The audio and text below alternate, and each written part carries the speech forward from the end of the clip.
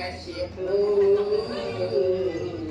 जय राक्षस राजा जय हिरण्यकशिपु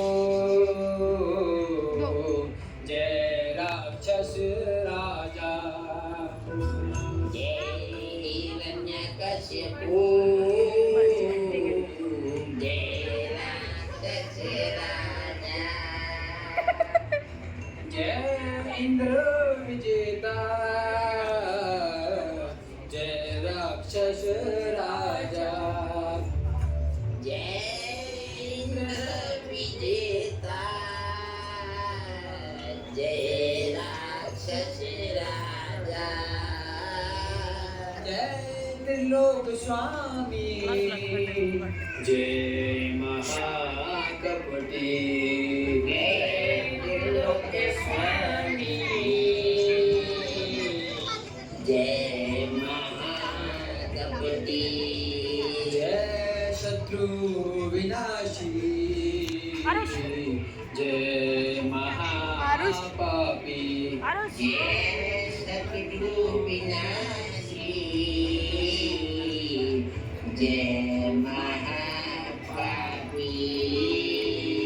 जय हिरण्यकशिपु हिरण्यकशिपु हिरण्यकशिपु जय हिरण्यकशिपु जय हिरण्यकशिपु हिरण्यकशिपु हिरण्यकशिपु जय हिरण्यकशिपु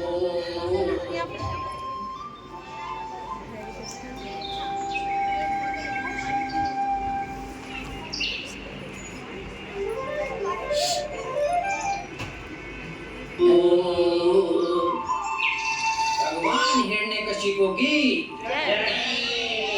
बहुत खूब बच्चों, एक दिन तुम भगवान हिरण्यकशिपु की कृपा से महान राक्षस बनोगे।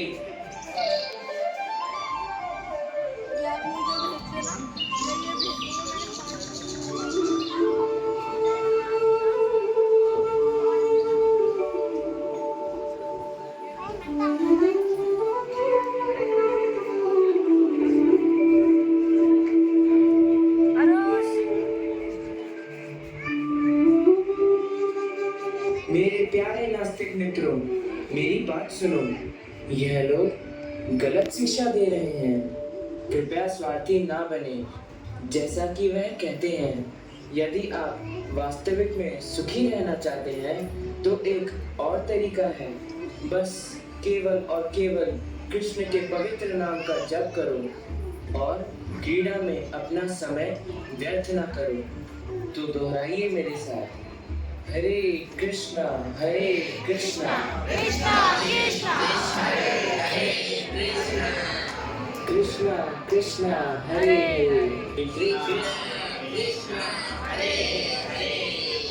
हरे राम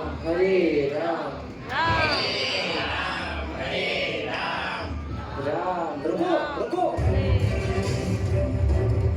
देखो, पहले तो ये बच्चा अकेले ही भगवान का नाम लेता था, अब सबको भगवान का नाम बुलवा रहा है। चलो इसे महाराज के पास ले चलते हैं। अब वही इसका कुछ करेंगे। इसका मुकुट सही मुकुट दे रहा है। मुकुट ऊपर कर लेता ना।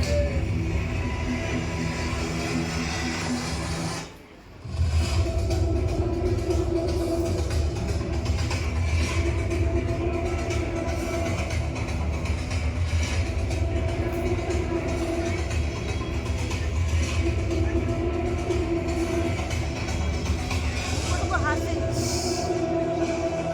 आरुष मुकुट को महाराज की जय हो। तो तुम प्रहलाद के साथ वापस आ गए। मुझे आशा है कि वो इसका अनुसरण कर रहा होगा, पिता के नक्शे कदम पर चलना और अपने पिता की तरह महान राक्षस बनना। तो बताओ पुत्र, तुमने वहां पर क्या क्या सीखा?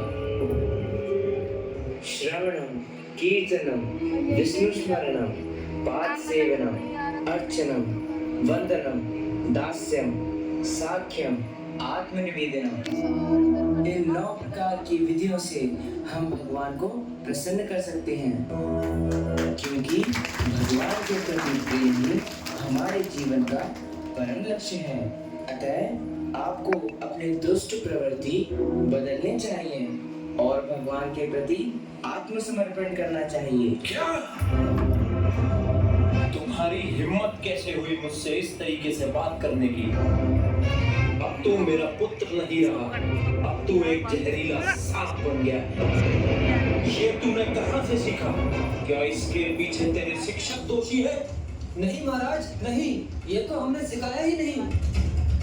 विष्णु मेरा शत्रु है और विष्णु के सभी अनुयायियों पर मैंने प्रतिबंध लगा रखा है, तो इसको ये ज्ञान कहां से मिला?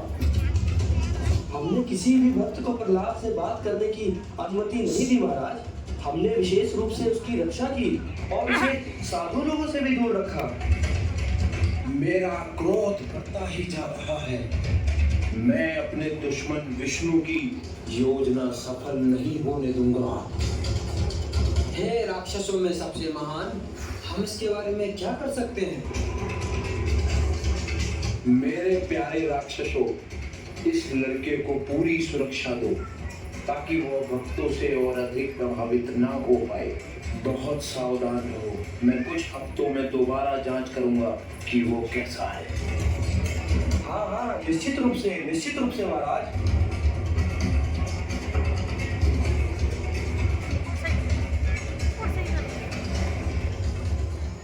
तो इस प्रकार हिरण्यकशिपु के आदेशानुसार षण्ड व अमर्क ने पुनः प्रहलाद को भौतिकतावाद सिखाने का अथक प्रयास किया, और जब उनको लगा कि प्रहलाद इसमें पूर्ण रूप से प्रशिक्षित हो गया, तो वे प्रहलाद को हिरण्यकशिपु के सामने पेश करते हैं।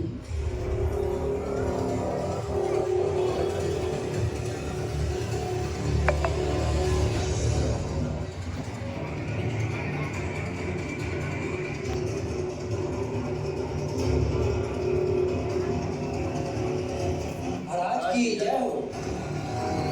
आओ प्रहलाद, आगे बढ़ो और मुझे बताओ कि तुमने अपने इन शिक्षकों से कौन सा महत्वपूर्ण ज्ञान प्राप्त किया? पिताजी, भगवान श्री कृष्ण के पवित्र नामों का जप करना और उनकी लीलाओं तथा गुणों का निरंतर स्मरण करना। जो कोई भी अपना जीवन भगवान की भक्ति के लिए उपयोग करता है, वह एक बुद्धिमान व्यक्ति कहलाता है और उसके पास पूरा ज्ञान होता है। सांसारिक कूटनीति और राजनीति सब व्यर्थ की बातें हैं। अरे दुष्ट! तू हमारे कुल का अभिशाप है। ये बकवास हमारे योग्य शिक्षक तो नहीं सिखा सकते। बता, तूने ये कहां से सीखा है? अगर मैं आपको बताता हूँ तब भी आप नहीं समझ पाएंगे पिताश्री। महाराज, चंदन के पेड़ को काटने के लिए कुल्हाड़ी की जरूरत होती है, और ऐसी कुल्हाड़ी के हत्थे के लिए कांटेदार पेड़ की लकड़ी बहुत उपयुक्त होती है। विष्णु राक्षसों के परिवार रूपी जंगल को काटने के लिए कुल्हाड़ी है, और ये प्रहलाद उस कुल्हाड़ी का हत्था है। इसे मार डालो, इसको अवश्य ही मार डालो। जितनी जल्दी हो सके इसको मार डालो। ये मेरे शत्रु का भक्त है।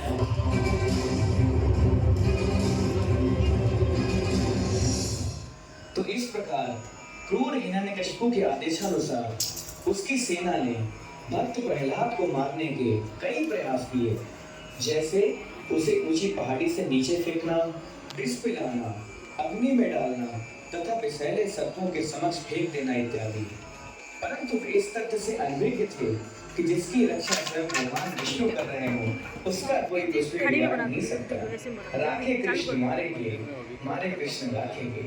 और अंततोगत्वा भक्तराज प्रहलाद को मारने में पूरी तरह असफल होने पर सैनिकों ने प्रहलाद को हिरण्यकशिपु के समक्ष पेश कर दिया।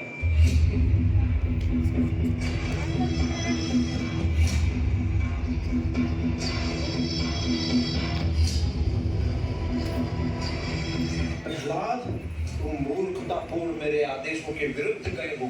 तेरी ये शक्तियों का स्रोत कहां से है? पिताजी, जहाँ से शक्तियाँ मुझे प्राप्त हो रही हैं, वहीं से आपको भी प्राप्त हो रही हैं।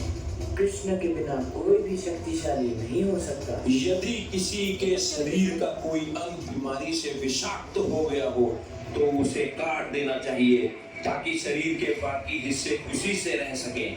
इसी प्रकार यहाँ तक कि किसी के अपने बेटे को भी यदि प्रतिकूल हो तो उसे अस्वीकार कर दिया जाना चाहिए, भले ही वो उसके अपने शरीर से पैदा ही क्यों न हुआ हो। और क्योंकि तू सबसे बड़ा मूर्ख है, मैं तुझे स्वयं मारूंगा। हे राजा, आपको यह ईर्ष्या छोड़कर भगवान की शरण में आना चाहिए। तू कहता है कि मुझसे भी महान कोई है?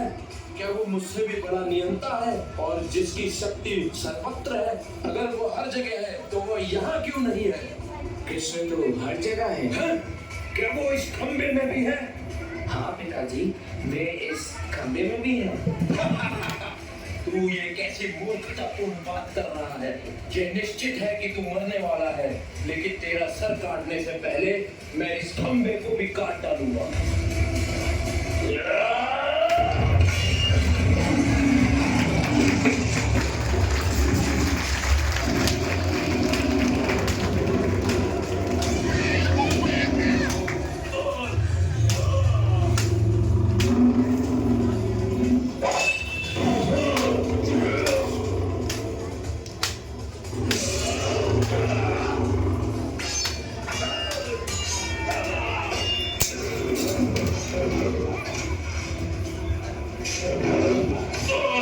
तलवार हटाओ, तलवार हटाओ, ये तलवार हटाओ, इधर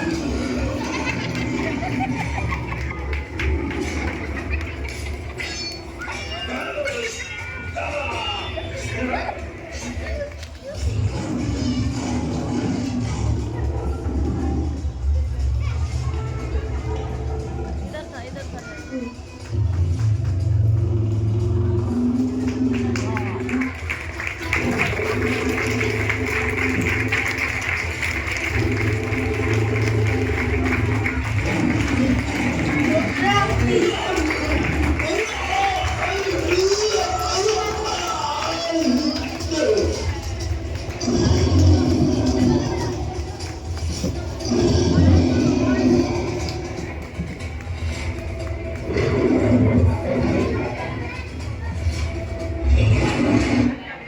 उग्रं वीरं महाविष्णुं ज्वलन्तं सर्वतोमुखं नरसिंहं भीषणं भद्रं मृत्युमहाबलम्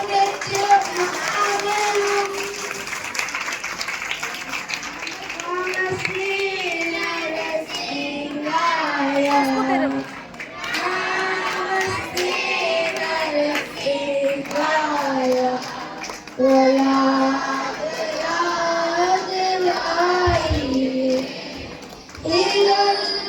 हिरण्याकाशी कोमलचहार